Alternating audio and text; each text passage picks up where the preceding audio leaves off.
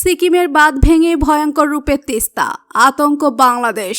পুরো খবরটি জানতে ভিডিওটি শেষ পর্যন্ত দেখুন। ভারতের সিকিমের একটি বাঁধ ভেঙে গেছে, ফলে প্রবল বেগে উজান থেকে ভয়ঙ্কর রূপে পানি তিস্তা নদী বেয়ে বাংলাদেশে ধেয়ে আসছে।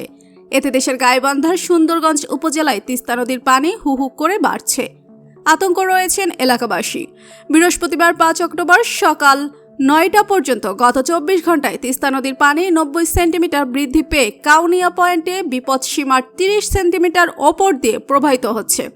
গাইবান্ধা পানি উন্নয়ন বোর্ডের পাউবো নির্বাহী প্রকৌশলী মোহাম্মদ হাফিজুল ইসলাম সময় সংবাদকে এ তথ্য নিশ্চিত করেছেন। তিনি জানান, ভারতীয় সেন্ট্রাল ওয়াটার কমিশনের তথ্য অনুযায়ী ভারতের উত্তর সিকিমে তিস্তা নদীর চুংথাং ড্যাম ক্ষতিগ্রস্ত হয়েছে। এতে প্রবল বেগে উজান থেকে বিপুল পরিমাণে পানি তিস্তা নদী দিয়ে দ্রুত বাংলাদেশে নেমে আসছে। এতে গাইবান্ধা জেলার তিস্তা নদীর তীরবর্তী নিম্ন অঞ্চলের এলাকাসমূহ বিকালের পর থেকে প্লাবিত হতে পারে। সেই সঙ্গে আগামী 48 ঘন্টা পর্যন্ত ভারী বৃষ্টিপাতের পূর্বাভাস থাকায় তিস্তা নদীর বন্যা পরিস্থিতি অব্যাহত থাকতে পারে। তিস্তা নদী পাড়ের হরিপুর গ্রামের বাসিন্দা আমিনুল ইসলাম জানান, সোমবার 4 অক্টোবর বিকালের পর থেকে প্রশাসনের পক্ষ থেকে মাইকিং করা হচ্ছে। মাইকিং শোনার পর থেকে গবাদি পশু সহ প্রয়োজনীয় সবকিছু কাছাকাছি এনে রেখেছি, যাতে যে কোনো মুহূর্তে আশ্রয় কেন্দ্রে যেতে পারি।